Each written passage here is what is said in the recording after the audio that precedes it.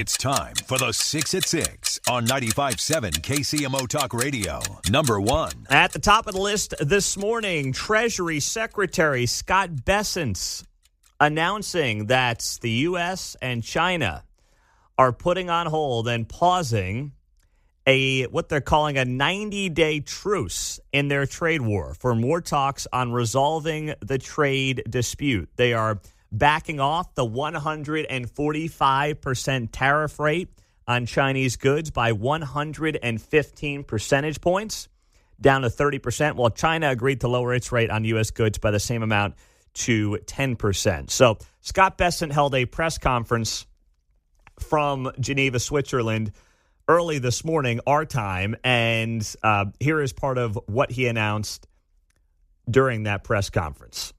Big takeaways from this weekend.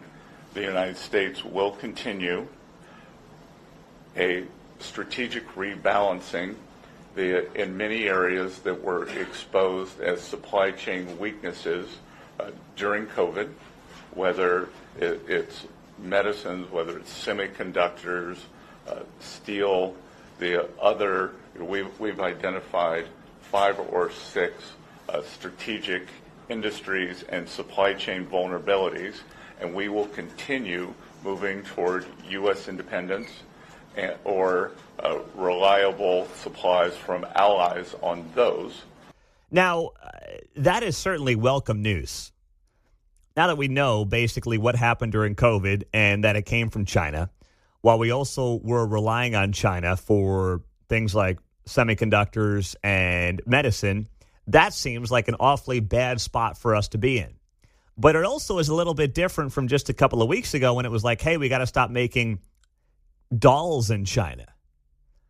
So it seems like now the focus is turning to actual national security issues when it comes to finding a solution to the trade agreement with the Chinese, which I'm fine. I'm okay with. Yeah, in a perfect world, everything is being made here or there's zero tariffs across the board. But at least they're focused on the big things right now, like what is in our national interests when it comes to making sure that we are not having key strategic product made in China, who is right now one of the worst actors on the planet, if not the worst actor on the planet. So markets are sky high this morning. Dow futures are up 1,000 points with the market set to open up at 8:30 this morning. Number 2. The president announcing yesterday he will sign an executive order this morning to cap prescription drug and pharmaceutical prices at the lowest cost offered to any other country. The president making this post on Truth Social yesterday, and it's welcomed. Like, we all want lower drug prices, but price controls have not historically worked.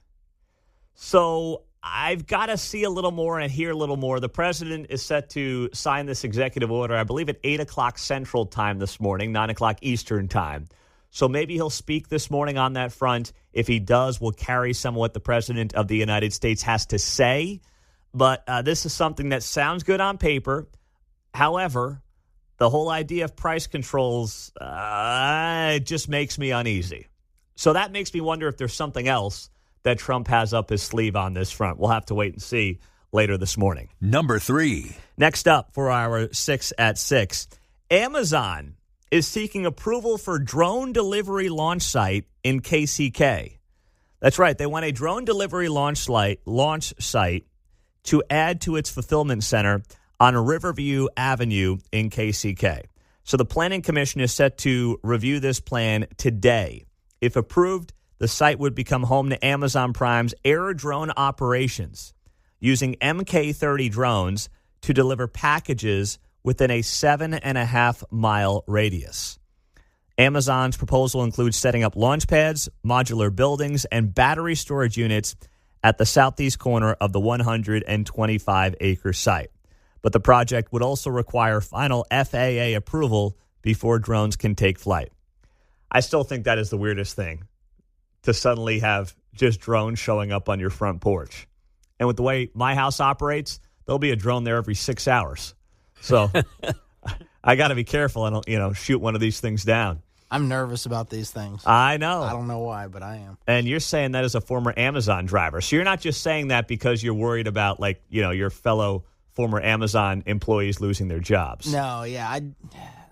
There's just a lot that could go wrong, I think. The dogs are going to go nuts. The dogs. You might be able to qualify as a battery charging station, though, Pete, if you get enough visits. Yeah. just put the battery plant here.